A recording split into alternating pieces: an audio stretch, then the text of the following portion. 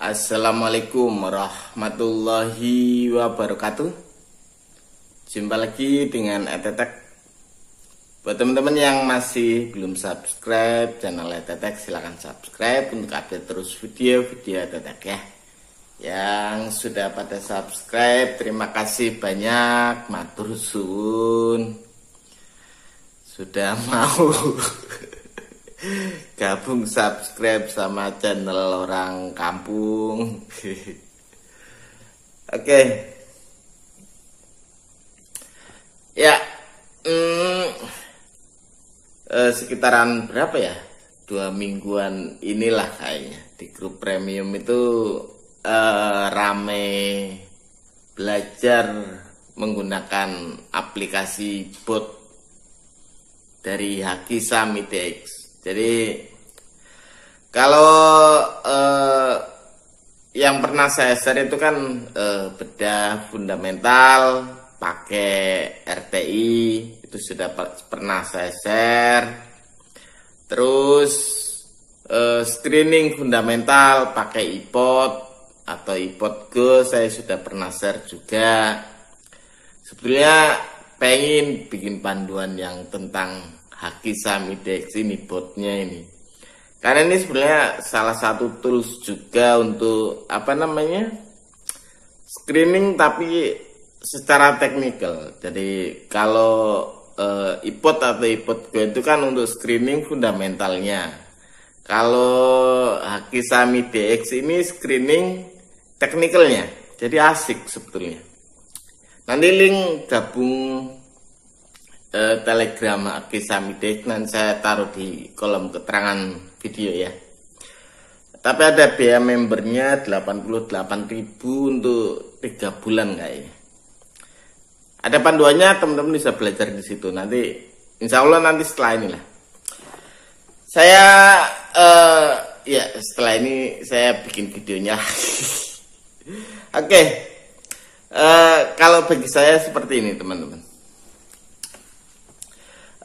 Masih lebih enak jadi orang bodoh yang mengumpulkan saham bagus dan tidak mau peduli dengan omongan orang lain selama yang dia kumpulkan kondisinya under value. Pada orang yang cenderung merasa pintar kayak saya gitu, merasa pintar sebetulnya enggak. Pada orang-orang yang merasa pintar, justru pada akhirnya seringnya itu yang terganggu adalah psikologisnya dan menganalisis kembali apa ya benar. Padahal pada saat saham sudah terhitung under value atau yang sering saya bilang sahamnya sudah diskon, apalagi diskonnya sudah sampai 50% lebih, plus sahamnya kasih bonusnya itu yang biasanya orang sebut dividen. Sebetulnya kalau ada orang yang taruhlah dia nggak paham apa-apa tentang saham, tapi kebetulan dia diinfokan beli ini saja, kumpulin mumpung harganya murah. Kalau dia rajin mengumpulkan waktu pas harganya masih under value, dikumpulkan, masih akan lebih profit orang itu ketimbang saya. Percaya nggak? Karena pada kebanyakan orang-orang yang paham, orang-orang yang tahu, mereka sering merasa terganggu justru karena ulah bandar yang sebetulnya dia tahu itu cuma ulahnya bandar. Cuma sekali lagi bahwa psikologis manusia itu sesuatu yang aneh kadang. Meski dia tahu bahwa pada akhirnya pun harga saham akan berbalik ke arah harga normalnya. Cuma pada orang-orang yang sok paham seperti saya, padahal nggak paham tapi sok paham, akan masih lebih bagus orang yang tidak tahu apa-apa tapi dia dapat saham under value, saham diskon 50% lebih dan berbonus. Mereka biasanya cenderung lebih kuat untuk pegang. Karena apa? Pak Rudi bilang ini bagus, pasti nanti naik. Gitu aja pokoknya, pegangannya seperti itu aja. Dia nggak berpikir apa-apa. Justru akan lebih mudah orang seperti itu untuk cuan, ketimbang orang yang merasa paham tentang analisis, terus dia menganalisis kembali, apalagi sahamnya sedang dibikin mainan sama si bandar. Pada akhirnya di tengah jalan dia tepar, dia nyerah, dia jual. Setelah dia cek 1-2 bulan setelahnya, wah sudah 200%. Ya seperti itulah. Jadi makanya ya saya sendiri sama dengan teman-teman, belajar untuk paham yang namanya sabar. Bahwa kadang itu kita nggak sabar dengan proses yang harus dilalui untuk mendapatkan keuntungan, termasuk dalam bisnis saham. Makanya tadi saya bilang akan lebih enak justru orang yang nggak paham apa-apa tapi dia dapat info saham under value, saham diskon 50% dan berbonus. Dan dia kumpulkan, beli, sudah. Dia nggak mikir apa-apa. Ketimbang kayak saya. Kalau teman-teman tanya, Pak sahamnya apa saja, saya sudah pernah share di 9 saham under value, silakan nanti teman-teman lihat. Atau kalau teman-teman mau coba screening sendiri secara fundamental saham-saham yang under value, teman-teman bisa cek di cara screening menggunakan iPod atau iPodgo yang sudah pernah saya share juga. Silakan cari sahamnya, bedah sahamnya pakai RTI.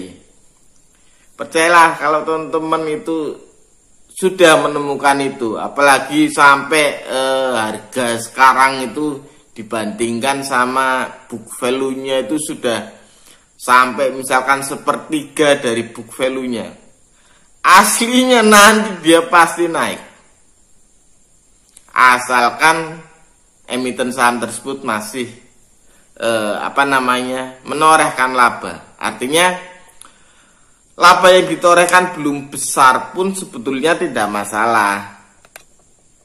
Laba yang ditorehkan belum besar pun sebetulnya tidak masalah. Asalkan dia masih menorehkan laba. Artinya perusahaan masih belum terlalu optimal. Mencoba mengoptimasi aset yang dia miliki. Ada banyak hal mungkin di situ. Dari kecenderungan manajerial kah, atau lagi sedang kayak pandemi sekarang seperti ini, atau apa, banyak. Atau mungkin emiten sahamnya justru sedang dalam proses perbaikan. Coba teman-teman cek saham Palem, PALM, labanya tiba-tiba meledak besar sekali. Kenapa? Pada emiten saham, pada perusahaan yang sedang melakukan proses perbaikan, laba cenderung sulit untuk didapatkan. Tapi setelah proses perbaikan selesai, setelah proses penyiapan asetnya optimal selesai, pada saat itu setelahnya yang muncul adalah laba. Dan mungkin itu yang terjadi pada emiten saham Palem itu. So, sebetulnya seperti itu. Kalau teman-teman sudah menemukan saham yang under value, saham yang diskon 50% bahkan lebih, sahamnya juga berbonus, labanya masih ada, dan syukur labanya juga berkembang sebetulnya meski belum optimal, pegang saja. Jadi orang bodoh saja, seakan-akan teman-teman nggak paham apa-apa. Kumpulin saja, pada saatnya harga akan naik dan teman-teman akan mendulang cuan banyak dari saham-saham tersebut. Yang kadang jadi masalah adalah karena kita tidak sabar. Makanya saya bilang sukses dalam bisnis saham itu 90%-nya adalah kesabaran. Setelah teman-teman membedahnya dan menemukan saham yang tepat, saham yang diskon 50% lebih dan berbonus, beli, kumpulkan, diamlah. Kadang itu diam setelah melakukan yang benar. Diam setelah teman-teman melakukan yang benar. Itu benar kata orang bahwa diam itu emas. Termasuk juga pada bisnis saham yang sedang teman-teman jalani, ya. Ya wis, itu saja infonya. Terima kasih banyak sudah menonton. Jumpa lagi lain waktu, mudah-mudahan nanti saya bahas beberapa trik menggunakan Haki Saham IDX untuk screening teknikal ya. Mudah-mudahan setelah video inilah. Itu saja infonya. Wassalamualaikum warahmatullahi wabarakatuh.